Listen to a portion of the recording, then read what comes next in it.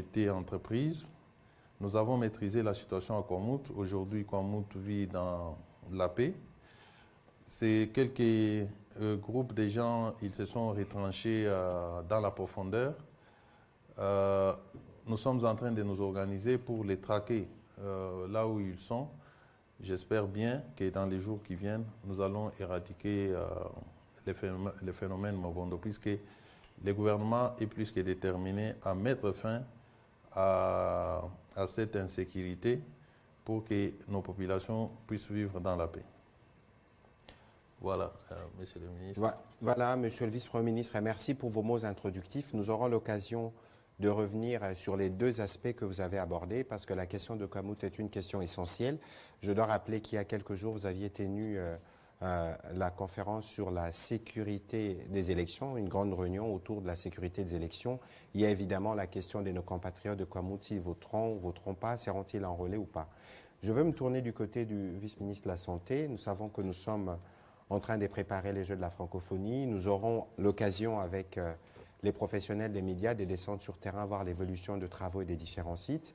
Mais nous voulons, docteur, que vous puissiez nous dire à ce jour où est-ce qu'on en est sur, notamment, on a parlé des ambulances de type A ou de type C qu'il fallait impérativement avoir, sinon des délégations ne viendraient pas. Qu'est-ce que vous pouvez nous dire en ce qui concerne les dispositions sanitaires pour la bonne prise en charge des athlètes durant les Jeux qui commencent le 28 prochain? Merci beaucoup pour la parole, Monsieur le ministre. Je voudrais rassurer la communauté qu'au niveau du ministère de la Santé, toutes les dispositions sont prises et à ce jour, nous allons accueillir les Jeux avec une sécurité médicale.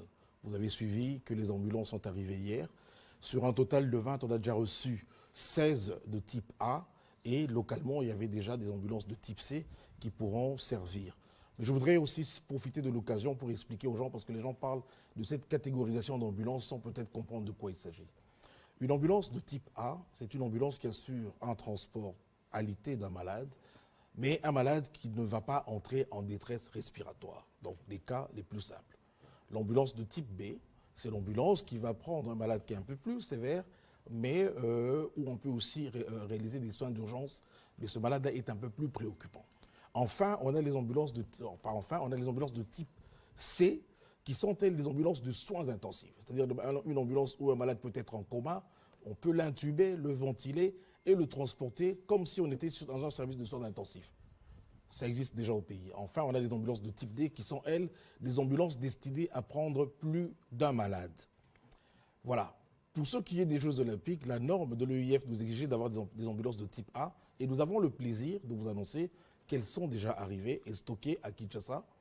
Et nous recevons d'ailleurs ce soir les équipements pour assurer les Jeux en toute sécurité. Quels sont ces équipements qu'on va recevoir? Ce sont notamment les défibrillateurs. Vous savez que les sportifs sont exposés à la mort subite. Vous avez suivi certains footballeurs qui sont morts sur les terrains de foot. Et donc nous nous sommes assurés pour que pendant ces Jeux, partout où ils soient, même s'ils font un arrêt cardiaque, nous avons de quoi les réanimer et les gens ont été formés quant à ce. Ensuite, concernant les médecins, nous avons procédé à la formation pour la gestion d'un afflux massif de blessés. On appelle ça le plan blanc. Ça permet justement aux équipes de trier rapidement et de transférer vers des sites sécurisés. Donc voilà un peu de manière ramassée pour vous dire que nous nous sommes déjà préparés et nous sommes prêts pour les Jeux de la francophonie. Voilà, il y a une question pendante à laquelle vous devez répondre tout à l'heure. On dit qu'il y a du trafic d'organes à Kinshasa. Docteur, est-ce que cela est faisable? Bon, là encore, je voudrais rassurer la population. Peut-être que les gens parlent de choses qu'ils ne comprennent pas. Une transplantation d'organes ou un trafic d'organes demande une infrastructure. Non seulement qu'il faut avoir l'infrastructure, il faut avoir des gens expérimentés. Des gens expérimentés pour prélever les organes, mais aussi des conditions de conservation et de transport. Et ensuite, il faut savoir que ces organes qui sont prélevés ont une demi-vie qui est très, très limitée. Par exemple, quand on retire un cœur, il ne peut survivre que 3 à 4 heures. Quand on retire un foie, il ne peut survivre en dehors du corps que 6 heures. Quand on retire un poumon, c'est 6 à 8 heures. Le rein, 1 jour à 2 jours. Mais ça ne suffit pas. Pour retirer un organe, ce sont des chirurgiens et des équipes entraînées. Et ça ne prend pas moins de 12 heures. C'est pour ça que je dis quand les gens parlent des choses dans les réseaux sociaux, ils ne savent pas de quoi ils parlent. Et au moment où on retire l'organe, on doit le transplanter directement. Sinon, ça ne sert à rien, ça ne va pas survivre. Et quand on regarde dans toutes ces conditions, Monsieur le ministre, on pense que c'est assez irréaliste. Au niveau du ministère de la Santé, il n'y a aucune notification au niveau de nos zones de santé. Et non seulement ça, j'ai oublié de dire qu'il faut des laboratoires poussés. Parce que ce n'est pas n'importe quel organe qu'on va prendre, même si on a pris chez son frère, qui va marcher chez vous. Il y a ce qu'on appelle, comme des qu'on appelle la compatibilité HLA, en anglais, Human Leukocyte Antigen. Donc c'est une protéine qui est au niveau des globules blancs. Mais pour faire ce test-là, on ne peut pas faire ça à Kinshasa. Donc on ne peut pas se permettre de prendre un organe comme on va acheter du pain ou je ne sais pas quoi, et ensuite le mettre sur quelqu'un de manière désinvolte. Je voudrais ici rassurer les gens, c'est une technologie très poussée pour arriver à faire la transplantation d'organes. Parce que même chez nous ici, on peut avoir des reins, mais nous n'avons pas les reins de la même façon. Il y a ce qu'on dit des anomalies qui sont viables. Quelqu'un peut avoir un seul rein, mais il vit. Vous le cherchez là-bas dans le dos alors qu'il n'est même pas dans le dos. Donc, avant même d'arriver à faire un prélèvement d'organes, il y a une série d'examens à faire. Parce que même cet organe-là, le rein, chez d'autres personnes, ils l'ont au niveau pelvien. D'autres personnes n'ont qu'un seul rein. Donc vous allez faire une opération, vous ne savez même pas. Vous n'avez pas fait d'échographie, vous n'avez pas fait de scanner. C'est très complexe. Et ici à Kinshasa, comme je dis, les laboratoires pour le faire, la conservation, c'est très très difficile. Non seulement ça, le cadre légal. C'est vrai que dans notre pays, ce n'est pas autorisé. Les gens qui le font, c'est vrai que c'est de manière illégale. Mais pour le faire techniquement, qu'on ne vous trompe pas, ce n'est pas moins de 6 à 12 heures, parfois 20 heures. Donc, ce n'est pas quelqu'un qu'on a kidnappé à 6 heures et à 6h30, il vous dit « on m'a retiré un rein ». Ce n'est pas possible. Soyez rassurés quant à ce, nous n'avons ni l'expertise, ni le plateau technique pour arriver à faire ces transplantations aujourd'hui. Nous espérons les avoir avec l'avenir, mais ça demande des années et des années de formation. Voilà, peut-être qu'on aura de cours d'anatomie pour situer le rein dans le corps humain. On en a appris, on en apprendra sûrement ce soir. On va commencer la série des questions avec... Je vous en prie, Monsieur le Vice-Premier ministre, allez-y. À ce que vient de dire Monsieur le Vice-ministre, au niveau des services, nous n'avons jamais rencontré un rapport quelconque qui confirme les cas comment on dit, des transplantations ou des trafics d'organes, voilà, un réseau de trafic d'organes. Nous n'avons jamais reçu un tel cas. Et nous sommes à la recherche de cette information. Si cela s'est fait dans la ville de Kinshasa ou ailleurs, que les victimes se manifestent pour que nous puissions attester. Mais à ce jour, jamais nous avons reçu un tel cas. Ceux qui racontent, ils le disent peut-être pour le plaisir de le dire, mais les services, nous n'avons pas intérêt du tout à cacher des crimes qui seraient en train d'être commis sur notre sol, sinon nous serions complices. Donc, nous n'avons jamais enregistré un seul cas où on a amené une personne amputée d'un organe du corps. Voilà. Voilà, merci. On va commencer avec M. Grace Hamzaki de Radio Okapi.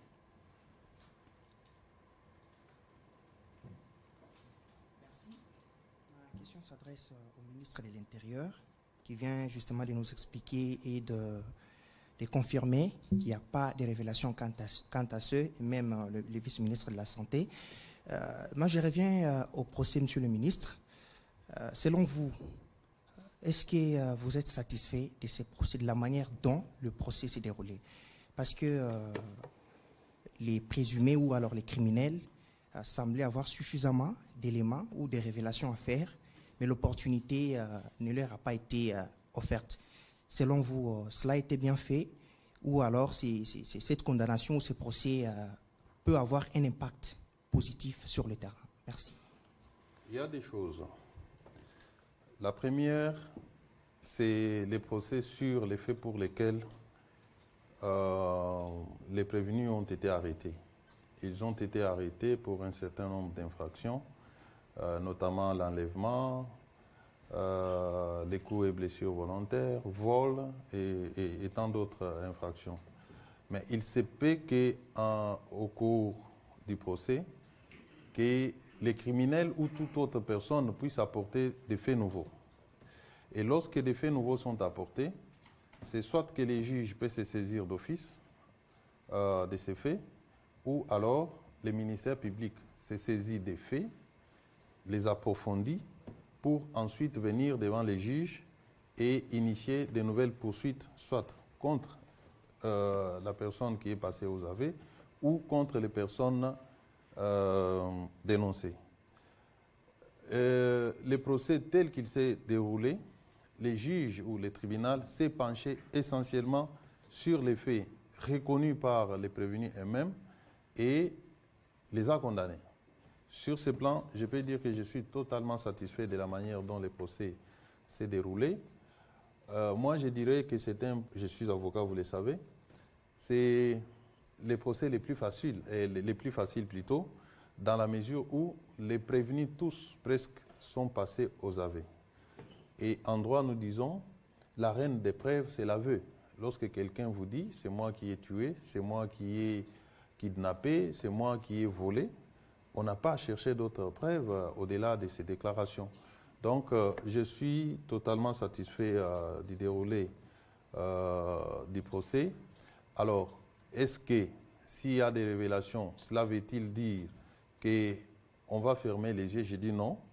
S'il y a des révélations, ces gens-là sont libres, même en étant en détention, de dénoncer toute autre personne qui a concouru à la commission des infractions pour lesquelles ils sont poursuivis. Voilà ce qu'il faut retenir de ces faits et de ces procès. Aujourd'hui, quelles sont les mesures? C'est vrai, vous n'avez pas voulu tout dire pour des raisons stratégiques, mais qu'est-ce que la population peut retenir aujourd'hui en ce qui concerne les mesures pratiques sur le terrain? Parce que la peur ou la psychose, c'est vrai, petit à petit, ça va prendre fin, mais jusqu'à présent, ça reste d'actualité. Dans un premier temps, nous avons voulu travailler dans le silence. Il fallait rechercher ces criminels sans donner l'alerte. C'est ce qui est en train de se faire d'ailleurs. Nous travaillons avec la population qui dénonce et les forces de l'ordre viennent pour se saisir de ces bandits. Nous avons organisé récemment, je pense avant-hier, je pense, des bouclages. Ces bouclages vont s'étendre dans plusieurs quartiers de la ville de Kinshasa. Et nous allons annoncer dans les jours qui viennent d'autres mesures pratiques, notamment par rapport aux conducteurs de véhicules. Nous sommes en train d'élaborer ces mesures-là. Elles vont être annoncées. Par exemple, il faut qu'on parvienne à identifier les chauffeurs de chaque véhicule qui va afficher sa photo sur son véhicule, de sorte à coïncider la photo du conducteur bien identifié avec le conducteur qui est au volant. Nous sommes en train d'élaborer ça au moment opportun. On va annoncer officiellement. Je pense que ça va aussi jouer contre le phénomène kidnapping. Par rapport au phénomène Kuluna, nous avons un travail que nous faisons aujourd'hui. Essayer avec des associations de sensibiliser ces jeunes gens qui sont en train de commettre des forfaits, mais également se saisir de ceux qui sont têtus, qui ne veulent pas abandonner ces pratiques condamnables. En complément à ce que disait le vice-premier ministre tout à l'heure, nous travaillons avec lui justement sur un numéro vert qui sera, nous l'espérons, le numéro d'urgence. Il y a entre-temps la police et nous avons communiqué dessus. Je demanderai à la RTNC de rebalancer ces différents numéros de téléphone. Il y a un numéro d'urgence de la police pour dénoncer des cas de kidnapping et un autre pour dénoncer d'autres cas de criminalité. En attendant la mise en place justement de cette plateforme autour du numéro vert qui permettra à ceux qui connaissent des problèmes de sécurité de les dénoncer. On va prendre la question de Jacques Amboka.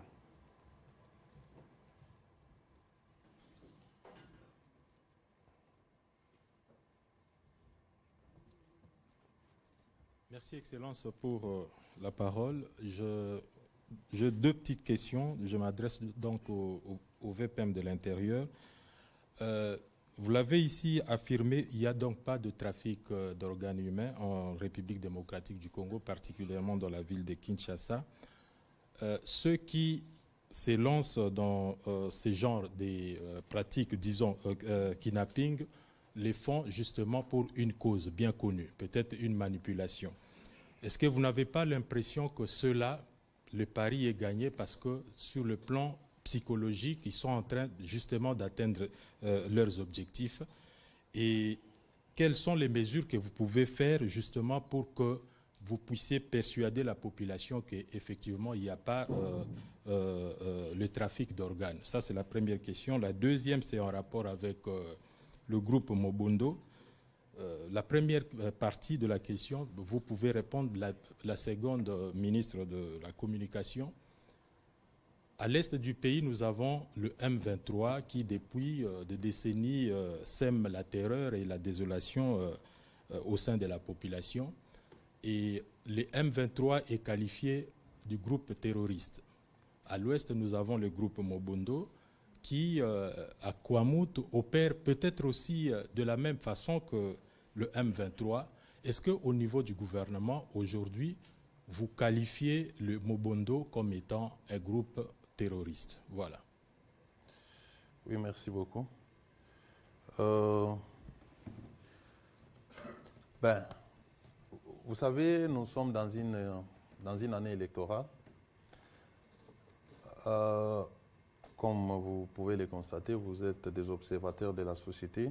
Il y a des gens qui ne veulent pas aller aux élections, qui veulent par tous les moyens entretenir la psychose dans la population. Ces gens, d'après les renseignements que nous avons, s'organisent pour distiller dans la population des rumeurs folles, juste pour entamer la morale de la population. Il y en a qui jouent sur la fibre révolutionnaire pour tenter de pousser la population à se révolter afin qu'il n'y ait pas d'élection. Vous le savez bien. Ce sont cette catégorie de personnes qui développent cet intox qui se répand, c'est diffusé à travers des comptes Twitter que nous savons identifiés, qui dépendent d'un petit groupe, qui a plusieurs comptes Twitter qui diffusent des fausses informations, qui montrent des images. Pas plus tard qu'hier ou avant-hier, on a montré des images que ces personnes que l'on venait de condamner étaient en train de s'enfuir, sautant sur des fenêtres d'un bus. Vous voyez qu'une dame qui parle, qui s'acharne contre un officier de la police, comme quoi il aurait donc laissé s'en aller les criminels qu'on venait d'arrêter. Donc nous sommes dans une guerre psychologique. Alors que les images sont prises en Algérie. Voilà. Donc il s'agit d'une guerre psychologique et toutes les personnes responsables qui s'adonnent à ces jeux, ils font justement les jeux de l'ennemi. Pour rassurer la population, c'est d'expliquer. Ça, c'est un travail que nous devons faire ensemble, vous journalistes, en vous mettant dans la peau que vous êtes des Congolais. Vous savez bien enquêter et vérifier des informations. Comment est-ce que vous n'arrivez pas à détecter ces mensonges que l'on propage dans l'opinion, qui peut créer une situation qui peut se retourner contre nous-mêmes. Ça peut atteindre tout le monde. Lorsqu'on commence à vivre dans une telle psychose, tout le monde se sent en insécurité. Un autre élément qu'il faut ajouter, monsieur le ministre venait de parler des jeux de la francophonie ici. Il est aussi de cette stratégie pour décourager les pays qui veulent assister au jeu de la francophonie et faire croire à l'opinion internationale qu'en République démocratique du Congo, l'insécurité est totale.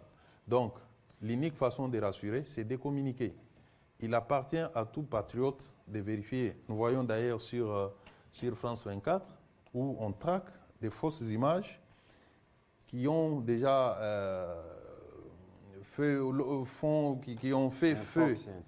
Voilà, qui ont fait feu dans l'opinion et on démonte les mensonges qui sont dans ces images. Mais ici, très peu sont des compatriotes qui s'en occupent pour dire à l'opinion qu'il s'agit ici d'une manipulation, ici il s'agit de la vérité. Donc, rassurer la population revient à dénoncer ces mensonges, à expliquer comment ces mensonges sont montés Et ce n'est que dans ces conditions-là que nous pouvons rassurer notre population. Est-ce que Mobondo, c'est un groupe terroriste? Il faut reconnaître que lorsqu'on définit les actes terroristes, les comportements de Mobondo aujourd'hui ressemblent à la terreur. Lorsque les gens vont dans une famille, coupent les têtes des pères des familles, ça ressemble à la terreur.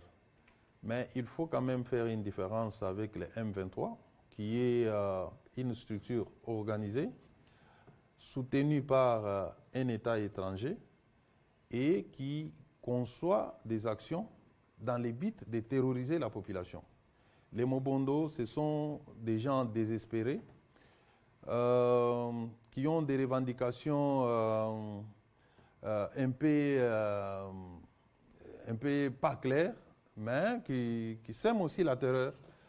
Mais nous n'avons pas encore, nous considérons que ce sont des compatriotes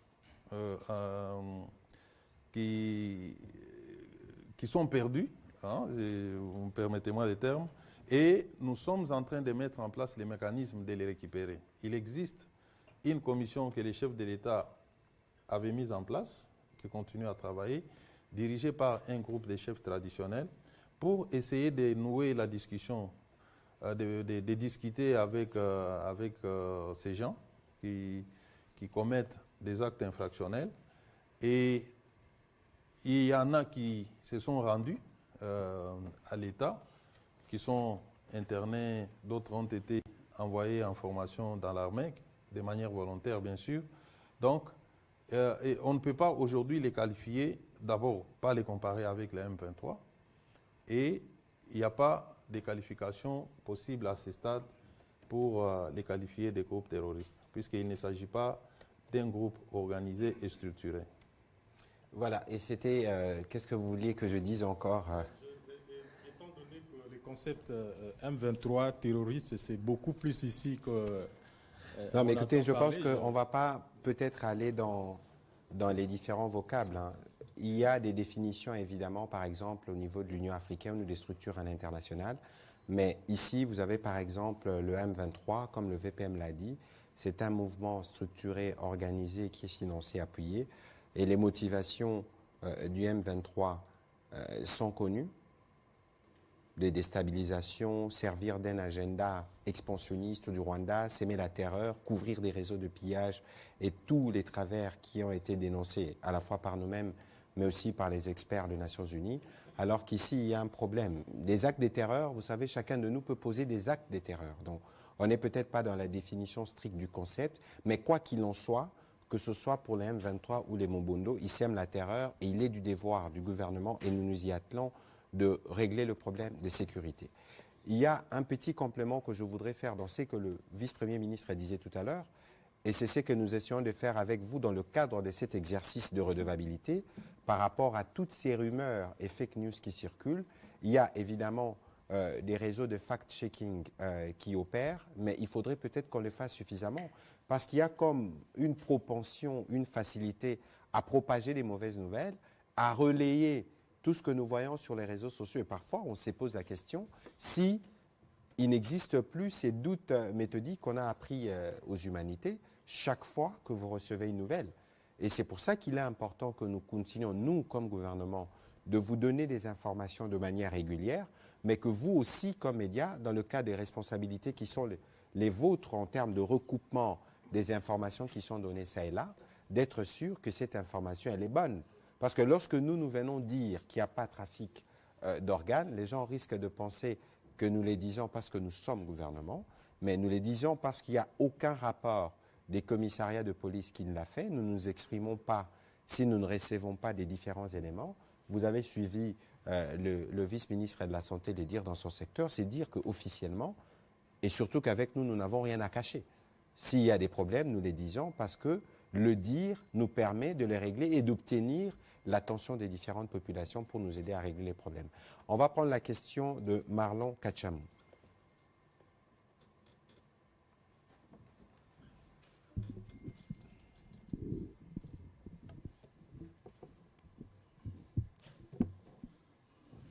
Monsieur le ministre, bonsoir. Bonsoir. Je profite de cette occasion pour vous souhaiter joyeux anniversaire. Alors, j'ai deux petites préoccupations. Monsieur le ministre, je commence par vous, monsieur le ministre de la Communication et des Médias. C'est une question précise à propos de la réunion des 60 membres des partis politiques ONG rwandais anti-Kagame. Je précise bien anti-Kagame, qui devait se tenir, d'après certaines sources, à Kinshasa du 3 au 4 juillet, mais qui a été reporté sine die. Quel commentaire avez-vous par rapport à cette réunion qui devrait se tenir à Kinshasa, mais qui a été reportée? Êtes-vous aussi au courant? Monsieur le ministre, monsieur le vice-premier ministre de l'Intérieur, je reviens sur la question concernant les Mobondo. À vous attendre parler, c'est comme si vous n'arrivez pas à rassurer la population par rapport à cette question qui est en train vraiment de gangréner les esprits des Congolais. Quelles sont les stratégies mises en place pour réellement neutraliser ces groupes d'inciviques qui est en train de s'aimer la terreur, non seulement à Kinshasa, mais d'après certaines informations, ils opèrent déjà au niveau du Bas-Congo. Merci. Voilà, peut-être que je vais demander au vice-premier ministre de continuer et je vous reprendrai juste après parce qu'il parlait déjà de Mobondo. Peut-être qu'il peut être peut-être plus détaillé. Je sais qu'il y a des opérations militaires qui sont en cours, la police, etc. Mais qu'est-ce qui peut être dit pour rassurer les compatriotes sur ce que nous faisons dans cette partie du pays? Je venais de dire tout à l'heure que les phénomènes avaient commencé à Kwamout. Au jour d'aujourd'hui, Kwamout est pratiquement pacifié. C'est grâce au concours de nos forces de défense et de sécurité. Nous avons créé ce qu'on appelle interforce, c'est-à-dire il y a plusieurs forces, il y a la police, il y a plusieurs unités de l'armée qui sont mises ensemble, qui ont mené des opérations le long du fleuve jusqu'à 20 km de Kwamout. La stratégie du commandant suprême consistait à préserver les vies des Congolais. Et je vous ai dit qu'il a mis en place une commission de pacification qui a quand même montré, qui a fait beaucoup d'efforts, puisque cette commission a permis la récupération de plus de 3000 Mobondo. Les Mobondo, ce sont des jeunes gens, Yaka, qui se sont sentis à un moment donné dépossédés de leurs terres, et ce sont des agriculteurs. Lorsqu'il y a eu des nouvelles telles que les terres ont été vendues à des particuliers et qu'on devait les évacuer, c'est ça la base du phénomène Mobondé. Donc il y a en quelque sorte, quelque part, une dimension sociale. Et ce sont ces gens-là révoltés qui s'organisent aujourd'hui et qui commettent des actes que nous sommes en train de déplorer. Donc, nous avons mis en place une approche holistique. Là où il y a plus de résistance, on utilise la force pour neutraliser, mais tout en laissant l'ouverture au dialogue. Mon ministère est en train justement de préparer un forum de paix qui va mettre ensemble l'autorité traditionnelle de tous ces espaces où il y a les phénomènes Mobondo pour essayer de trouver une solution pacifique. En même temps, on ne peut pas les laisser continuer à avancer. Ces derniers jours, il y a quand même un peu d'accalmie parce que nos forces de défense et de sécurité sont en train de travailler. Donc vous allez comprendre qu'il y a un souci de préserver, de ne pas faire trop de dégâts en vies humaines. Et en même temps, nous utilisons la fermeté pour essayer de rétablir l'ordre. Mais il y a d'autres mesures qui sont prises que je ne saurais pas malheureusement dire ici. Mais sachez que le gouvernement de la République ne dort pas tant qu'il n'y aura pas la paix dans notre pays. C'est clair qu'au-delà des opérations militaires et policières qui sont menées, il y a les questions humanitaires qu'on a soulevées avec Fabrice au dernier briefing pour toutes les populations déplacées, parce qu'il y a déjà des mouvements de retour. Il y a évidemment de poches d'insécurité qui demeurent, mais ici, il faut compter sur la stratégie du gouvernement pour que la question puisse être réglée dans son ensemble.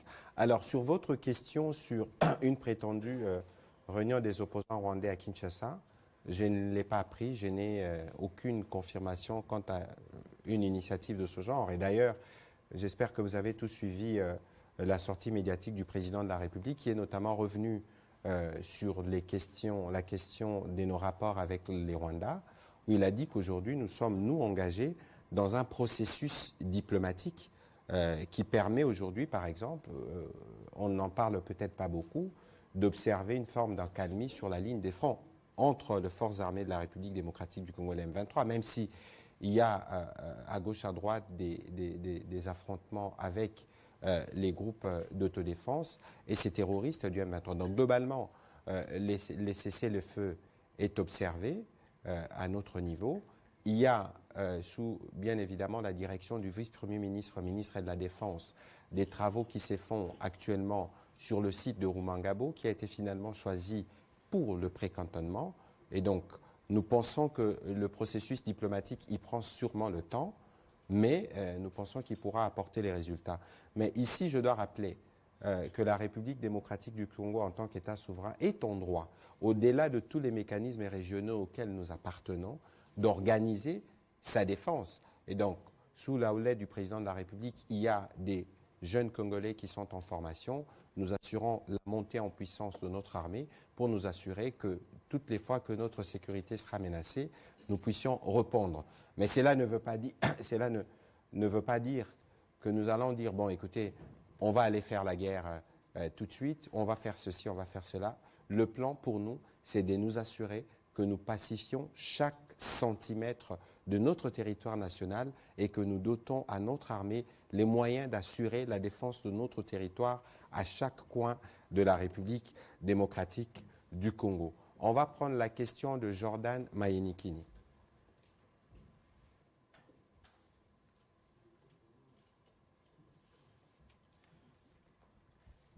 Oui, ça va.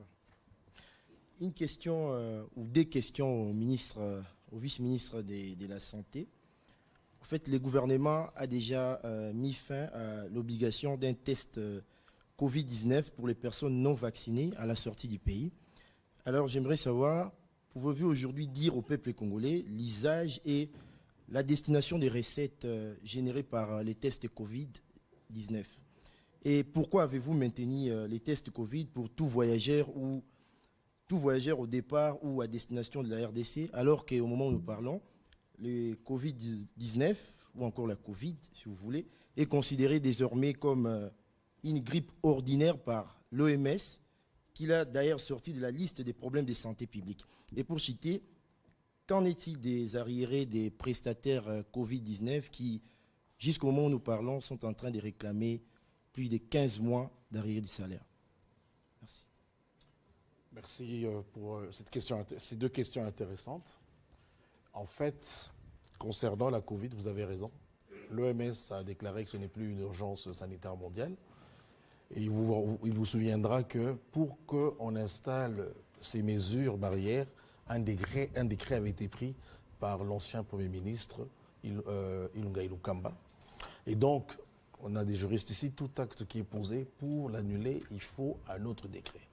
Mais avant de prendre ce décret-là qui retire ces tests, il y a ce qu'on appelle le secrétariat technique de gestion de la Covid, qui retrouve justement les experts en la matière, qui, après avoir fait les différentes études et évaluations, donne justement l'aval au Premier ministre pour prendre un nouveau décret qui annule le premier. Et je suis content de vous informer justement que le Premier ministre a déjà pris des dispositions. La réunion devait d'ailleurs se tenir aujourd'hui même, mais à cause des agendas, des conflits d'agenda qu'on a eu, on a reçu des délégations. On devait déjà la tenir le samedi pour pouvoir lever ces mesures, parce qu'effectivement, ça embête tout le monde. Incessamment, je pense que dès que son agenda va se libérer, probablement avant la fin de la semaine, vous verrez que le décret a été pris pour lever les mesures.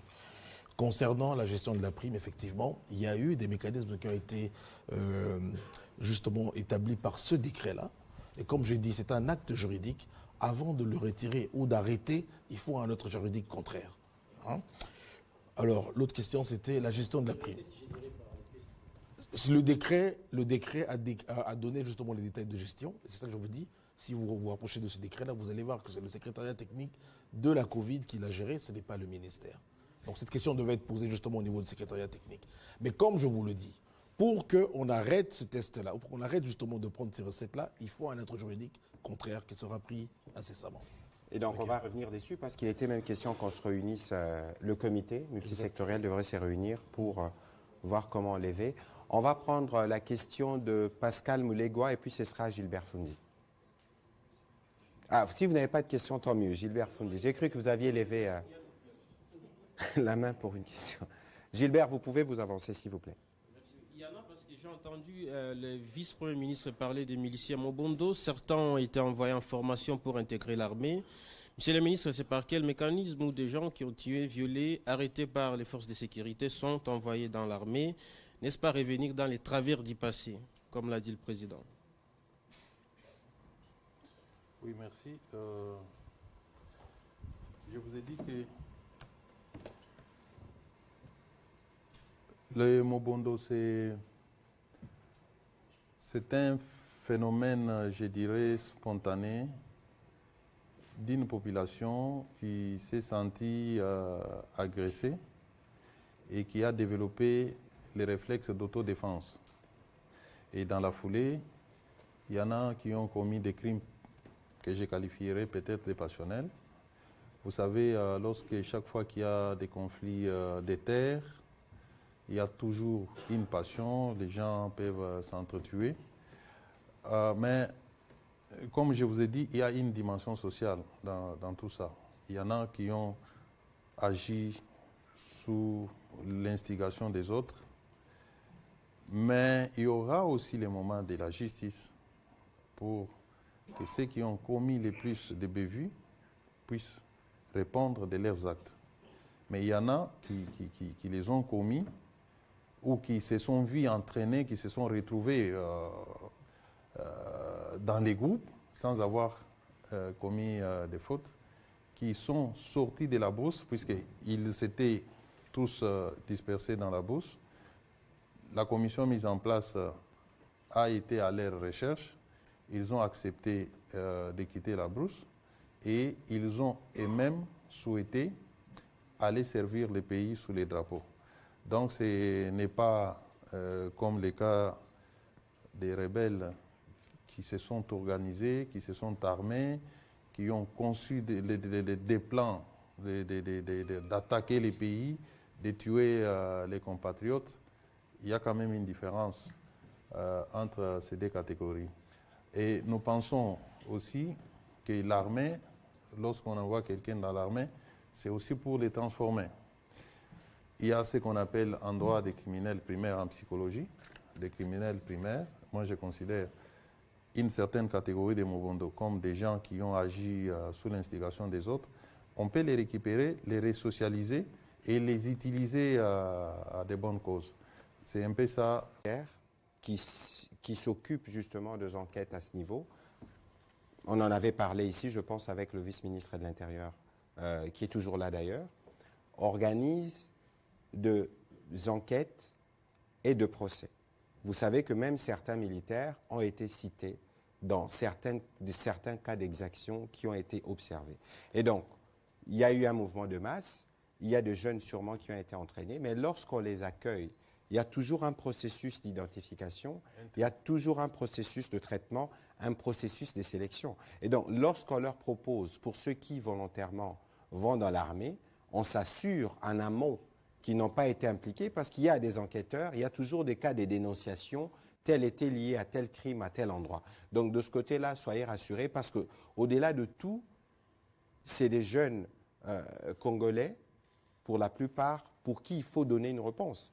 Exactement comme nous essayons de faire avec le service national, qui aujourd'hui, vous avez vu, vous en avez parlé, qui des 4 ans est passé de 1000 à 15 000 tonnes de production.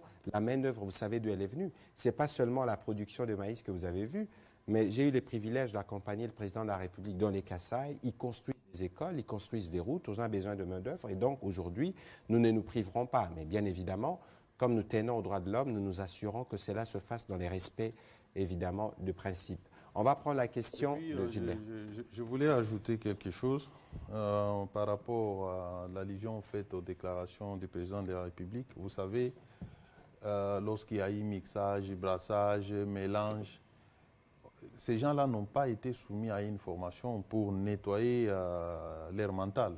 Mais ici, il s'agit de prendre des jeunes gens qu'on envoie dans une formation militaire avec envie d'échanger ce qui a tenté de traverser leur esprit.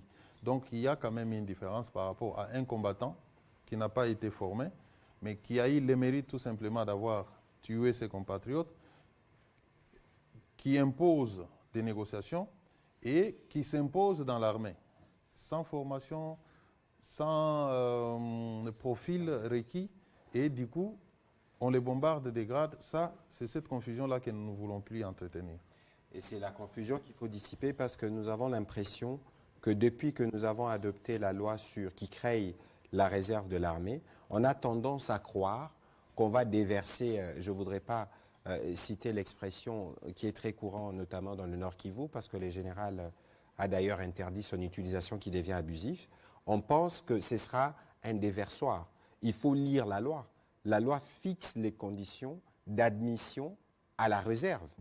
Et donc, cela doit être bien clair. Mais tout ceci, je pense que nécessite un travail d'accompagnement étroit de votre part pour qu'on puisse comprendre que nous, comme République démocratique du Congo, nous avons souscrit à des principes de droits de l'homme et que nous tenons absolument à leur respect, surtout lorsqu'il s'agit de recruter ceux qui doivent assurer la défense du territoire ou la sécurité dans la ville de Kinshasa et dans les différentes villes du pays.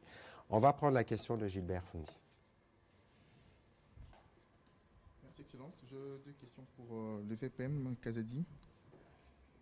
Excellence, quels sont les dispositifs mis en place par les gouvernements pour la sécurisation des élections qui aura lieu en décembre 2023? La dernière question, nous avons suivi une conversation téléphonique qui a choqué quelques esprits. Et quel est votre commentaire?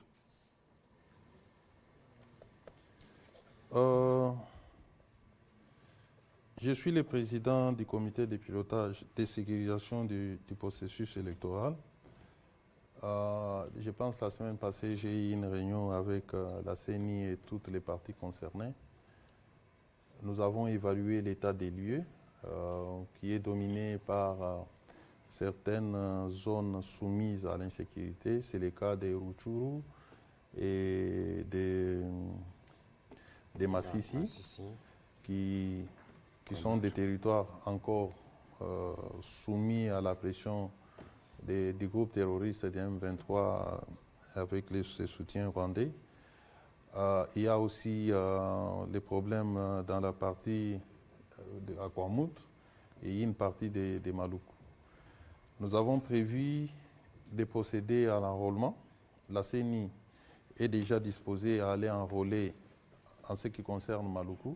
Nous sommes en train de conditionner les forces de sécurité pour accompagner les agents de la CENI afin d'enrôler nos compatriotes dans cette partie du pays, mais également une autre partie à Maluku.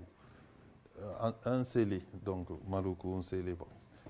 Donc, de ce côté, il n'y a plus trop d'inquiétude. Nous sommes en train de conditionner des forces qui vont accompagner les équipes de la CENI. Tandis qu'à Masisi et Rutshuru, il y a encore ces bruits de bottes. Le gouvernement de la République est en train de déployer les moyens pour non seulement récupérer ces deux territoires, mais également récupérer toute la partie occupée aujourd'hui par des forces étrangères venues du Rwanda. Voilà un peu brièvement la situation sécuritaire quant aux élections, donc les dispositions qui sont prises. La conversation téléphonique qui a fait baise, je pense, ce qui m'indigne, c'est la réprobation de certaines personnes contre ma personne pour avoir, il y en a qui me disent clairement, tu n'aurais pas dû. Mais moi, j'estime qu'il les fallait. Nous avons les devoirs de redevabilité. C'est ce que nous faisons d'ailleurs. Chaque fois que nous sommes mis en cause, nous devons nous prêter à ces jeux, de donner des explications à nos compatriotes qui ont des reproches à nous faire. Et je l'ai fait de manière volontaire pour essayer tout simplement de tordre les coups à toutes les contre-vérités débitées par ses compatriotes à travers ces différentes vidéos. Et moi, j'ai pensé plutôt qu'on allait voir les côtés démocratiques de cet échange avec un citoyen qui a des idées sur mon action à la tête de mon ministère. À la place, je note une réprobation qu'un ministre ne peut pas échanger avec ses concitoyens, ce qui n'est pas du tout dans ma philosophie. Ce n'est pas parce qu'on est ministre qu'on devient extraterrestre, qu'on doit couper tout contact avec la population. En plus, les fonctions que j'occupe me poussent à être en permanence en contact avec les populations pour savoir ce qu'ils vivent au quotidien. C'est dans ce sens-là que je me suis prêté, malgré que je savais que monsieur était en train de m'enregistrer, je l'ai même signalé dans la conversation, mais j'ai voulu aller avec lui jusqu'au bout. Il s'agit d'un acte qu'il faut féliciter, qu'un ministre, je suis citoyen comme tout le monde, échanger avec un compatriote qui malheureusement avait des mauvaises intentions, ne peut pas être considéré comme un crime ou bien manque de noblesse. On n'est pas noble lorsqu'on est au service de la population. On ne met pas en avance la noblesse. Bien sûr, j'occupe des fonctions nobles, mais c'est au service de la population qui, lorsqu'elle a des préoccupations, je vais vous les dire, je suis dans certains groupes WhatsApp où j'échange quotidiennement avec nos compatriotes, parfois de manière répondant à des accusations violentes. Jamais on a réprouvé ça. Par contre, j'ai toujours vu les gens apprécier positivement chaque fois que je me prête à cet exercice de questions-réponses. Donc je pense que c'est un devoir de redevabilité qu'il fallait saluer, qu'il fallait même instaurer. Vous avez vu il y a des jours, le chef de l'État s'est prêté au même exercice où il a répondu aux préoccupations de la population à travers des questions-réponses, lui poser les questions de la population. Donc, pour moi, je ne m'en veux pas d'avoir... Monsieur le vice-premier ministre, la démocratie, évidemment, elle est bien difficile parce que parfois on arrive à discuter avec des personnes avec qui nous n'avons pas la même opinion, pas la même position. Ils ont des opinions peut-être tranchées, mais il est de notre devoir, parce que nous sommes gouvernement, de répondre à la fois à ceux qui sont opposition, ceux qui sont majorité, ceux qui nous aiment, ceux qui ne nous aiment pas. Mais l'essentiel pour nous, c'est de nous assurer que nous sommes disponibles quand les Congolais ont besoin de nous. On va prendre les dernières questions parce que je vois que nos interventions en suscitent plusieurs. On va commencer par, je vais appeler Faustin, Jacques Moulouba, Félix Matuidi et on terminera par Patrice Boto en Lingala. S'il vous plaît, Faustin Kodesala. Jacques, vous pouvez avancer, nous prendrons la série pour nous permettre de faire une économie de temps. Merci. Merci Excellence. Excellence, Monsieur le VPM, si vous permettez, je voudrais rapidement revenir sur la première question qui vous a été posée, sur les procès, sur les condamnations de kidnappeurs. Vous avez dit comme avocat, vous étiez satisfait parce que c'est le plus facile de tous les procès, pour autant que les inculpés sont vite passés aux aveux. Mais quelque part, ces procès avaient aussi valeur de pédagogie pour décourager ceux qui tenteraient de rejoindre ces réseaux. Est-ce que vous ne pensez pas quelque part que la vérité a été un peu étouffée? Vous n'avez pas laissé le temps à ces gens-là de s'exprimer, de dire qui sont derrière eux, comment ils opèrent. Si vous êtes satisfait comme avocat, mais au niveau du public, quelque part... Est-ce que c'est le vice-premier ministre qui rend justice? Je ne comprends pas. Non, parce que dans votre mot introductif, monsieur le porte-parole, vous l'avez présenté comme superviseur de tout ce qui est... Ça veut dire que l'opération qui a été je lui pose la question dans ces cadres-là. Dans ces cadres-là, voilà. Pas en tant que c'est lui qui a rendu justice. Pas forcément. Et au vice-ministre de la Santé, Excellence, vous avez été correct par rapport au trafic d'organes. On sent l'expertise, évidemment. Mais quelque part aussi, il y a il y a une prolifération de médecins qui ne sont pas forcément répertoriés par les conseils d'ordre des médecins. Je ne vais pas stigmatiser une communauté, il y a notamment des médecins indiens. Au niveau de l'ordre des médecins, on s'est plaint qu'il y a des médecins qui opèrent au Congo, mais qui ne sont pas reconnus par l'État congolais, particulièrement par les conseils de l'ordre. Est-ce que vous êtes disposé à mettre de l'ordre un peu dans ces secteurs-là? Ok, monsieur le vice-premier ministre, allez-y. On essaie de faire juste une économie de temps pour prendre les autres préoccupations. Effectivement, les procès, nous l'avons voulu sous cette forme-là pour que ça serve de pédagogie, effectivement.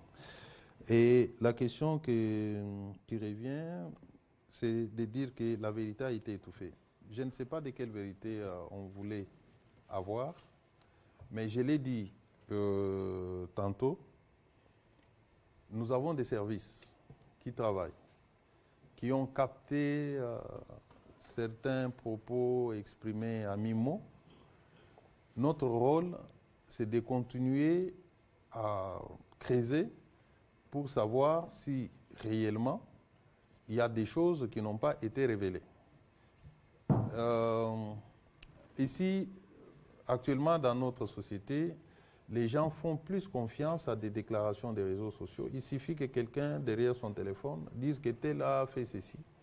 Tout de suite, on prend ça comme une vérité d'évangile et on pense qu'il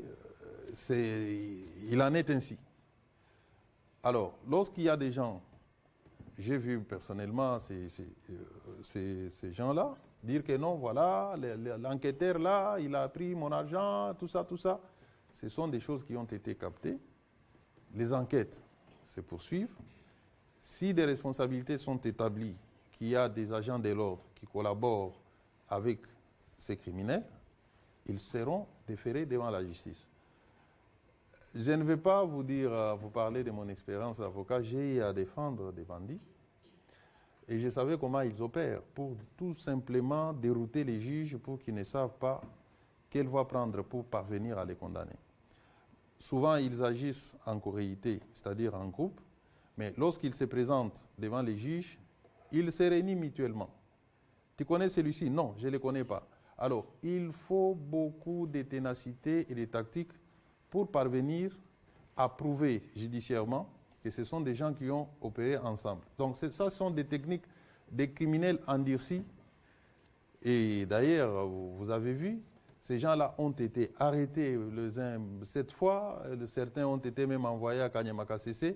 Ce sont des gens qui sont déjà ancrés dans les crimes, qui savent comment contourner la justice. Heureusement, cette fois-ci, c'était plus fort qu'eux. Ils sont passés aux aveux, ils ont été justement condamnés et aujourd'hui placés en détention. Nous pouvons dans un premier temps nous contenter de ça. Les restes, les enquêtes vont se poursuivre pour essayer de voir s'il y a eu une collaboration avec les officiels. Docteur, pour les questions qui vous concernent. Je voudrais vous rassurer. D'abord parce qu'on a une opportunité. Je pense que tout le monde sait que nous sommes en train de lancer la couverture santé universelle, qui est la vision du chef de l'État, pour permettre aux gens d'accéder aux soins, des soins de qualité, et sans qu'ils puissent s'appauvrir. Et une des choses sur lesquelles nous allons nous atteler, que nous sommes déjà en train de travailler, c'est de remettre la norme. Il y a eu des instituts d'appui qui ont été créés, notamment l'institut comme l'ARC-CSU, qui va même aller voir les hôpitaux. L'institut comme il y a l'ARC-CSU, il y a l'INSP, ce sont des instituts d'appui. Est-ce que vous pouvez nous dire INSP c'est quoi? Comme ça, l'Institut national de santé publique, merci. On se met au même niveau que vous. L'agence de régulation, de coordination de la couverture de santé universelle. Ces agences auront pour mission justement, non seulement en appui avec l'inspection de la santé, d'aller voir si les soins qui sont dispensés dans les hôpitaux sont des soins qui sont recommandés. Et ce soin-là, est-ce qu'ils sont conformes à la norme? Mais au-delà de ça, comme vous savez, nous avons les ressources humaines. Il y a une grande réforme qui est en train d'être faite au niveau du ministère, où on est en train justement de regarder, et même au niveau de l'ordre, peut-être que vous n'avez pas vu arriver cela, mais maintenant, il ne suffit pas d'avoir le diplôme de médecin pour avoir un numéro d'ordre, mais on fait passer des tests. Je ne sais pas si vous êtes au courant. Depuis 2-3 ans, pour avoir le droit d'exercer au Congo, le diplôme ne suffit pas. Il faut en plus passer des tests pour qu'on évalue le niveau, si vous avez vraiment mérité ce Donc diplôme. les médecins indiens qui opèrent dans certains hôpitaux à Kinshasa ont passé ces tests. Alors, il y a maintenant le leadership que nous sommes en train d'emmener. Nous sommes en train de remettre de l'ordre dans tout. Il y a eu des choses qui ont été faites, des procédures qui n'auraient pas été respectées. Et c'est là justement que je dis, comme on a l'opportunité de mettre la couverture santé universelle, nous regardons tout ça et avec le travail que nous faisons au niveau de l'ordre, avec la digitalisation par exemple, il ne sera plus possible de manipuler les diplômes ou un numéro. Celui qui va être accrédité, c'est celui-là qui aura passé toutes ces étapes de contrôle que nous sommes en train de mettre. Laissez-nous un peu de temps encore, vous allez voir. Et même au niveau de l'ordre, vous avez vu qu'on a supprimé certaines universités. Avant, on avait plusieurs facultés qui pouvaient dispenser des cours de médecine, mais le ministre de l'Enseignement supérieur aussi a remis de l'ordre. Et je pense que tout ça rentre dans la vision du chef de l'État, de remettre toutes les choses comme elles doivent se faire. Et au niveau du ministère de la Santé, comptez sur nous, parce que c'était la question, si on va vous arriver à aider à mettre de l'ordre dans ce secteur, nous allons y arriver avec le leadership et l'appui du chef de l'État. Comptez sur nous. Voilà, merci. Jacques Moulouba. Merci. Je m'adresse au VPM de l'Intérieur. Monsieur le vice-premier ministre, nous avons été dernièrement surpris par un communiqué de la CENI, je parle élection, déplorant la présence des agents de vos services dans le bureau de traitement des dépôts de candidature. Qu'est-ce que vos agents sont allés faire dans ces centres alors que la CENI qui organise les élections est indépendante? Est-ce pour épier, pour fouiner? Comment justifiez-vous la présence de vos agents dans ces centres? Une question. Pardon? Est-ce pour piller? Non, épier ou fouiner. Ok, c'est bon. Une question au vice-ministre de la Santé. Je crois que Faustin m'a presque vidé, mais une petite précision. Parmi ces médecins expatriés qui opèrent en République démocratique du Congo, peut-être qui ont tous les documents, est-ce qu'il n'y en a pas qui soient capables d'opérer des greffes d'organes, par exemple, à partir de leur pays? Merci. Merci. Allez-y, monsieur le vice-ministre, on va revenir sur le VPM. Bon, ça, vous me donnez des capacités de deviner la compétence de ceux qui viennent. Mais déjà, s'il y a un médecin étranger qui preste au Congo, soyez rassurés que nous avons pris les conditions pour nous assurer qu'il est médecin d'abord. Mais deuxièmement, pour savoir si ils ont les compétences pour le faire, ils peuvent avoir les compétences. Et je vous ai parlé de plateau technique. Le problème n'est pas seulement le problème d'hommes, c'est un problème de plateau technique, de laboratoire et aussi de la fragilité de ces organes. Et ça ne peut pas se faire dans n'importe quel hôpital. Ça doit être un grand hôpital où on sait qu'il y a une intervention. On ne va pas mettre 12 heures, 15 heures, 20 heures à le faire dans un lit gablot. Même s'il y a ce médecin-là qui a ses compétences, mais il ne pourra pas le faire ici parce qu'il faut des examens qu'on fait en avant, pendant et après. Et aussi, le malade qui a reçu un organe, ce que j'avais oublié de dire, ce malade-là va prendre un médicament qu'on appelle immunosuppresseur à vie. C'est-à-dire que ce n'est pas qu'on vous met quelque chose et puis du jour au lendemain, vous reprenez. Non, non. On va vous donner un médicament pour éviter justement que vous fassiez ce qu'on appelle le rejet.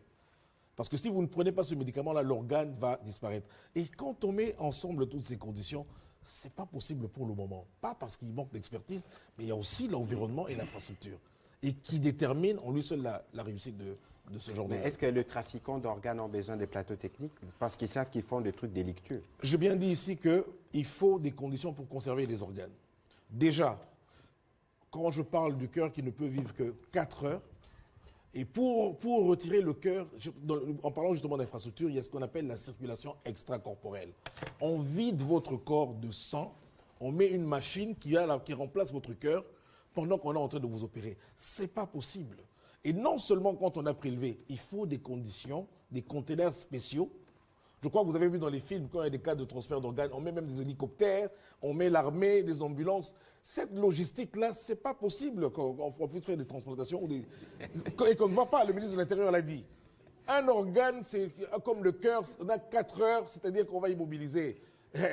La police, vous avez vu dans les films. C'est pas possible, mon cher ami. Voilà. Monsieur le ministre de l'Intérieur, on fera des cours d'anatomie. Je ne suis pas médecin, mais j'essaie quand même de... J'ai compris les explications de notre collègue. Moi, je pense qu'il faut faire la part des choses. C'est soit on tue les gens en les mutilant, ce qui est différent des trafics des organes, comme on dit. Les docteurs expliquent que si il y aurait un tel marché, puisqu'il s'agirait d'un marché, prélever l'organe sur le corps de quelqu'un, aller vendre, on n'atteindrait pas cet objectif dans les conditions actuelles. C'est soit des criminels prennent quelqu'un, ils les mutilent, comme nous voyons certaines images dans d'autres pays, ou même ce qui est pratiqué parfois à l'est de notre pays. Mais quant à prélever les organes pour aller les vendre et constituer un fonds de commerce, c'est impossible d'après ce que les docteurs expliquent, puisque vous pouvez beau prélever les cœurs, au bout de 4 heures, vous ne saurez pas bien les garder. Et d'abord, vous avez des difficultés à les prélever pour qu'ils soient vivants. Il faut prendre les cœurs vivants, sinon vous les tuez, ils ne servent à rien. Donc c'est un peu ça ma compréhension. Pour revenir maintenant à... Et vous savez, le trafic d'organes, le rapport de l'OMS, on connaît les pays en Afrique ou dans le monde qui font ce trafic. La RDC n'a jamais fait partie de ces pays. C'est consultable même sur Google. Merci. Mais Jacques, attention. Monsieur le vice-premier ministre, sur la question par rapport à la CENI. Les communiqués de la CENI, moi je dirais, et j'ai dit à les dire aux responsables de la CENI de vive voix, la CENI a agi par émotion. Il y a de l'émotion, il y a du sensationnel. La loi des finances institue l'organe taxateur comme habilité à contresigner les bordereaux que vous voyez de la DGRAD là, en vue d'encadrer les finances. L'argent que l'on paye par les candidats rentre dans les trésors publics. Et les taxataires à la matière, c'est mon ministère à travers son secrétariat général chargé des questions des partis politiques. C'est comme ça que mon secrétaire général, en vertu de la loi des finances, qui l'oblige à mobiliser et à encadrer les recettes, a déployé des gens avec un ordre de mission clair, l'encadrement des recettes générées par les dépôts des candidatures. Ce qui fait que tout citoyen respectueux des lois de son pays et surtout les citoyens qui veulent de la transparence en matière financière ne peut pas s'opposer. Dans l'ordre de mission remis aux agents de mon ministère, nulle part n'est indiqué qu'il faut aller là-bas réceptionner les candidatures. C'est aller vérifier comment l'argent est payé et comment l'argent est orienté vers la caisse du Trésor. Et c'est malheureux que la CENI ait agi par émotion. Peut-être il n'avait pas l'information que vous pouvez regarder sur les bordereaux que donne la DGRAD. Vous verrez, c'est indiqué service taxataire. Pour ce qui est des douanes, par exemple, il y a la DGDA, par exemple, qui est un service taxataire. Vous trouverez au guichet unique, il y a un service de la DGDA qui vise, qui authentifie que tel document, tel montant revient au service taxataire. Et c'est le cas avec mon ministère, en ce qui concerne la caution que l'on paye pour les dépôts des candidatures. Et la DGDA, qui est aussi un corps totalement étranger à la CENI, est acceptée dans les installations de la CENI et personne n'écrit à l'ingérence. DGDA, DGRAD. DGRAD, je vais dire, DGRAD. Et DGRAD, c'est quoi? C'est qui, si je peux m'exprimer ainsi? DGRAD, c'est un service ordonnateur. Et lorsque vous regardez les bordereaux, c'est écrit service taxataire et puis service ordonnateur. Les deux services doivent apposer leur signature sur les documents.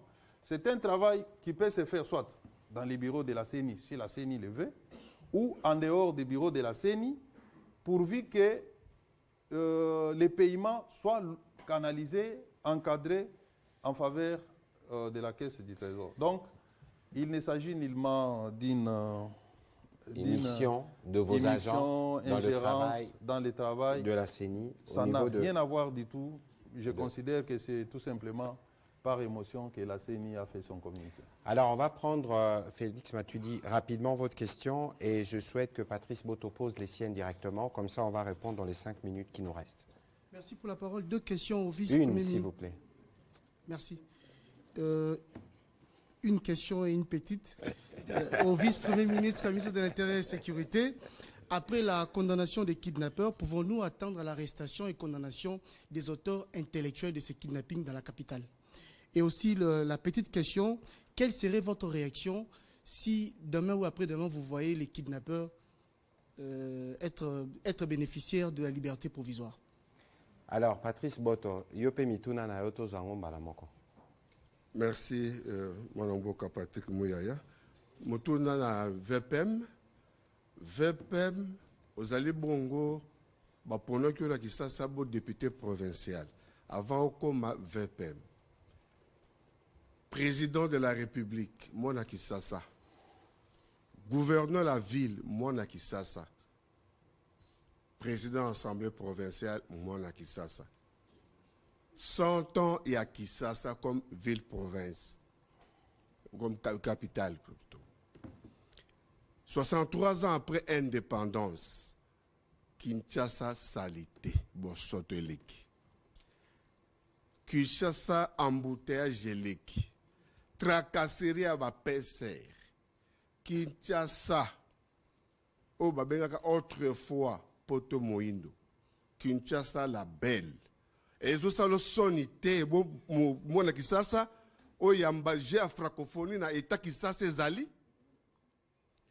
Sous question, monsieur le VPM, à niveau territorial, obstacle désolant, oyo mwana mboka gentilina godien po balakisi na Kisasa oza mopona mi ave la Kinshasa avant comme VPM ba pona ki yo décembre élection ezali okozwa candidat au lobini na ministre Mouyaya chef de l'État qui okozwa candidat.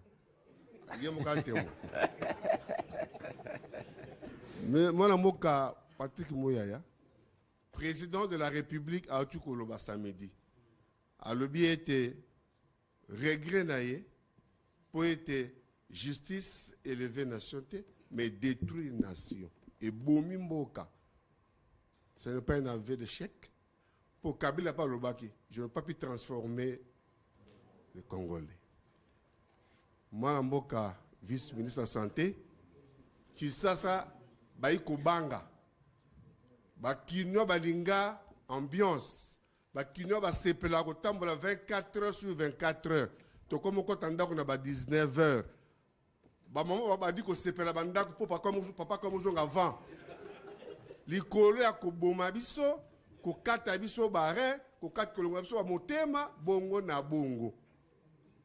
Olobi nini na bayimboka. Yozonga à 19h. Yozonga à 22h, mais comment à 18h. Vice-ministre de la Santé, Tokomi Wapi na projet à chef de l'État, il y a 145 territoires pour na maïbotongi, bopito na basan. Waneza motuna tokoyano la tang tokoyamba ministre et à plan pour torobeta di cela 145 territoires. Monsieur le. Je peux rassurer déjà que dans 145 territoires, aussi totongi bopito 700. Tito koma na si Tito koma na suka ya mwa oyo toko yamba 2000 kits ya ba hôpitaux ezaki déjà commandé pour na gratuité ya accouchement. 2000 kits on kozala mbeto ya kobota pour na kosalisa bana pe eza na bateau ezakoya. Mukule koya pe toko benga yotala. Mais pour ceux qui suivent, lorsqu'on avait fait le briefing sur les 145 territoires, c'est 2200 ouvrages qu'on va construire. 145 bâtiments, plus de 1500 écoles et 700 centres de santé. Bozoka Matorolak Sabino. VPM, allez-y. Oui. Comme ça, on va conclure cet exercice. Il y avait une première question sur les auteurs intellectuels. Ah, ok. Ok. Oui. Effectivement. Inquiétude nayo et Ezapeyanga. Vous avez posé en français. Hein? Ok. Ben, vos inquiétudes sont aussi les miennes, parce que dans ces groupes de criminels, il y en a qui ont eu à bénéficier de la liberté à l'occasion des mesures de grâce prises par les chefs de l'État lors des festivités de l'indépendance, mais également, de manière traditionnelle, les chefs de l'État accordent aussi des mesures de grâce à chaque fin de l'année. Ces criminels s'organisent pour rentrer dans cette catégorie de personnes agraciées, mais nous allons essayer de veiller à ce qu'on extraie de la grâce présidentielle tous ces gens qui commettent ce genre de crimes. Donc, je vais essayer de parler avec ma collègue ministre d'État en charge de la justice pour que nous puissions lutter contre l'insécurité, c'est aussi renforcer la législation. Donc, chaque année, les chefs de l'État prennent 2 fois des mesures de grâce et souvent, après 6 mois, ces gens qui sont condamnés sont graciés.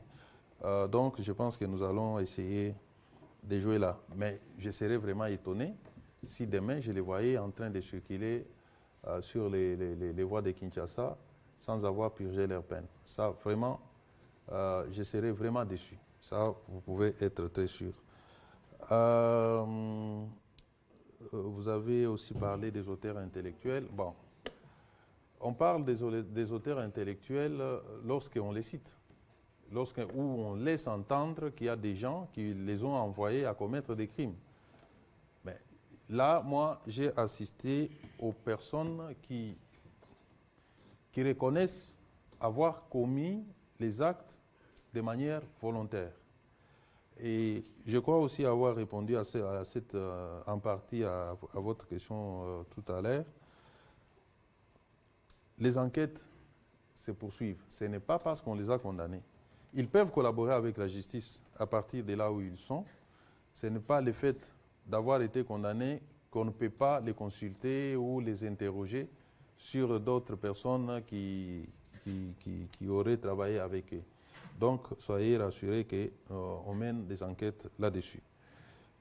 Par rapport à la saleté de Kinshasa, on a noté... Bosoto Nagata à Kinshasa, na ngonga oyo nazalaki député provincial, nazalaki kosala pression moi mingi sur les gouverneurs et son gouvernement, lesquelles pressions ont abouti à la démission du ministre des Finances. Et aussi, il y avait un effort qui se faisait avec Kin Bopeto, où quand même, Bazalaki qu'on nettoyait Babalabala, mais depuis un temps, tout ça, mon année, moi, Misalango, Salinete, Telemi, na tunité, compte tenu à la fonction actuelle, n'a beaucoup plus concentré sur des questions sécuritaires, mais Nabanzi, na gouverneur, tout solo la bien, na gotunaye, pour la nini, vu les acopés, sa impression, oyo ozali ko déplorer. Na o Italie, tracasserie policière, na habité ce que Solanda, ngamo na sala pe patrouille. Na kangisa kapé, ba policier oyo, bazali ko sala trouble. Na premier jour oyo na zoaki ba fonction, na lobaki, ngai moko, je vais me traiter durement. De sorte que, mutu oyo akopengwa, azala policier, azala incivique, nakozala na remorte, yako traiter peu durement. Depuis naza awa, ezana ba procès ici salami contre ba policier. Procès moko salamaki na kan Lufungula. On a eu à condamner ba policier nga moko na kendaki na assister na procès wana. Ba policier oyo ba malmenaki mwana muke oyo salaki base awa. Ils sont aussi condamnés. Et lingi koloba, politique nga nazana yango, ezali à tolérance zéro. La police est sengeli base à la modèle. bazali na nzela mpona kotracasser population te. Soko tracasser population, tomoni yo, bakokanga yo. Nazo profiter na occasion mpona koannoncer que bientôt, to commandement à la police, et ils vont intervenir dans quelques heures, to nommer, to notifier ba commandant à la ville, ya sika, mokonzamboka asasilisaki makambwana, et tikala ki total ndenge nini esengela ito notifier, ba pesinga kitus na notifier ba ordonnance, c'est pour dire qu'avec commandement à sika, tokosala makambo sika. Bino pe population bo sunga biso. Soki bomoni batu oyo bazali ko tracasser population avec les moyens exorbitants au l'état pesi bango. Batu wana baza condamnable, bo funda bango. Soki bo fundi bango et pas ba commandant na bango. Et simbité, boye na cabinet nanga, boye moi je suis accessible. Boye, bo pesi ba détail que Sika Songolo, ezana policier pakala, musala na ye. Non, ça numéro vert. Voilà. Donc, Tina Penza y a numéro vert. Et puis, na ko veiller pour que centrale ezala na cabinet langa. Comme ça, ngamo kona zala rassuré de ce qui se passe. Nazo yeb sabino kenga na tambola na motorola la police. Na landaka o nyonso ezo salama na kati ya Kinshasa. Ce qui me permet d'agir à temps réel. Wana ezali communication ya police entre bango. Bayebi ke na landaka. Puisque il y a des fois OP na kotaka na masolo na bango, na lobi tel esika makambo ezo sala meza bien te bo intervenir bosi lisango. Avec les numéros verts et ko sunga biso lisusu makasi pour que tous ala suffisamment informés toyeba na ko sungana. Ezali police na biso, eza bandeko na biso, bazana ba faiblesse et sengeli to sunga bango ba se performer pour que ba rendre service aux populations azali kozela et pas na bango. Voilà. Voilà, merci VPM. Je crois que on a pesé. Ah, et dans un spectacle Ngobi Lampoi. Bon. Moyen ngai na stade na kota na makambo yo ezate. Nazali sous député provincial te, mais na te yaki bato. Na ibisaki bango botika. Bio bozo sala tozana année électorale eza malamu te. Ça fait partie de l'exercice parlementaire. Nazotala, mais ngai nako veiller sur le maintien de l'ordre public. Soki ezana ba acte o ezota na ba assemblée provinciale o ezali ko porter atteinte à l'ordre public, ngai nako intervenir pour nako stopper o nyonso ezali atteinte à l'ordre public. Mais ba assemblée provinciale bazali na toute liberté ya ko exercer pouvoir oyo constitution azali ko reconnaître bango aussi longtemps que bazo salango conformément ya mibeko à l'état. Voilà, et on a coupé ça na mutuna na yo. Voilà, merci beaucoup VPM. Docteur Olen, nalomango penza ope sabiano na mituna ya ndeko Patrice Boto. Papa Boto. Bon, balobi soki likamboeli et agapé occasion opportunité à quoi ateza ya pasi mais na CPI le quoi papa ba komozonga ndako avant. Parce que dans la sûr que soki bazongi ndako avant bakola la paix avant santé pe za malamu. Mais au-delà de ça, nangi bozana na kimia. Le quoi VPM à lobby, sécurité est assurée, bolanda bilobela ya batute. Parce que les cambo ba kolobala kolongola moto motema, kolongola moto rein ezali eloko ya PTT. Il faut zala na boania na makanisi ya kosala yango pe expertise na lingala na ebité soki ezani nimé boyebi merci. Boyebi wana za boyebi mais ya mbula moko te ya mbula ebele. À part boyebi wana esengeli ozala pe na bakoki ya kosala biloko yango, donc salle d'opération ya malamu, laboratoire ya malamu, et puis koyeba ke soko longoli moto eloko na nzoto na posta te oteka yango oza na ngonga mingi te ya koteka parce que na soko longoli lokola motema obimisa ngo na nzoto eumelaka te ekopola ekokufa, soko obimisi rein ekoumela pe te ekokufa. Mais aussi likambo wana mpona koyeba ke moto azali na rein ntango mosusu ezalaka na kote ya mwasi to ya mobali soko osalaki examen te avant koyeba ndenge nini biso na boye soko tozali awa Rein ezalaka wapi d'abord. Na Nsima ou na Mokongo. Ezalaka. Mais au début que concept yango ya rein na lingala ya élite hein. Na yebi kombo ya rein na lingala. Rein na lingala ya raté parce que toyebaka yango te et yego yeba na Nsima. Mais pour oyeba ke muto azali na yango faut ça l'examen le quoi scanner vous ça la échographie. Siko yo telemi na nzela ozuka muto libina longola ere okuteni azaka lango moko. Oluki moko ngo Mbappé ezaka kuna te. Donc nalingi na rassurer bino bozala kimia. Bo vaquer na ba occupation na bino, bo landa bilobi te. Parce que wana mutu nyonso avandi akomi ayebi makambo akoloba te. Yango wana ko n'importe quoi. Lokola mokonzi mboka azali kopesa biso bakoki tous assurer sécurité ya mboka bo vaquer na ba occupation na bino. Mende bozonga ndako avant. Alors, Namotuna na yo lobi président de la République alobi avait de chèque. Ezef avait de chèque te. Omoni na lobakawa bokoki ko reprocher biso nyonso. Mais bokoki ko reprocher biso volonté à ko changer autokutite. Makambo à justice à Congo topé makambo nyonso tozana ngwa eza ba makambo banda kala. Parce que pendant 10 ans, 15 ans, 20 ans, bamboule beke belé, tu trouves ba solution à makambo te. Yo c'est sûr aux na carte verte au Zaïre. Depuis 1984, Tilelo 2023, le président Tshisekedi a eu carte et coco ma carte ya ba congolais nyonso. Omoni, tu as eu solution moko na problème moko depuis 84. Donc lelo so mokonzi mboka ya ici bino. Parce que biso wa tozalaka, Université depuis 54. Voilà, depuis 54, basala nano misale salami wana te. Voilà. Et là qui sinini? Biso tozara na discours à vérité. Président de la République avec le Kata et Sabino que nyonso ezotamola malamu. Mais après Sibino une idée parce que niveau il y a responsabilisation au magistrat. Obi que cause magistrat dans contexte za passé. Leur ministre intérieur a lobi mamba bakuluna. Ah lobakini ba magistrat. Président de la République leur a lobi.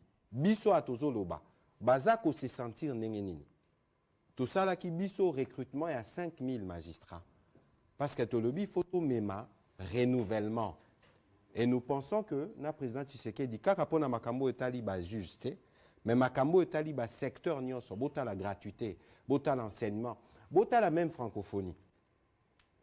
Ba je ko sala 10 jours. Mais l'air ba je ko sila, mboka na biso ko zala na possibilité ko yamba ba compétition internationale ya minene. Depuis 1974, quel est l'événement sportif à Mounene Toyamba la Congo? Les lots ont la capacité d'accueil. Il y a un stade, il y a un gymnase, il y a un logement. Mungonga campagne est comme inanouté. Torosé la Penzabino liste. Il y a misalo nyonso biso tosali. Ba koko sope tokoloba. Pour ba Congolais, il faut voter natina. Alors, monsieur le vice-premier ministre, on va terminer cet exercice aujourd'hui. Je ne peux pas terminer sans dire merci. J'ai reçu beaucoup de messages de vœux pour mon anniversaire, mais on ne pouvait que répondre à l'appel de la patrie parce que ce n'est pas parce qu'on est né le 10 qu'on devait ne pas venir rassurer les Congolais à travers les réponses qui ont été données ce soir par le vice-premier ministre et le vice-ministre de la Santé. Patrice Boto, pesingai kadote, kaka koloba loba. Namoni pe muto pesingai kado awate. Mais merci à vous. On a fini. Merci, bonne soirée.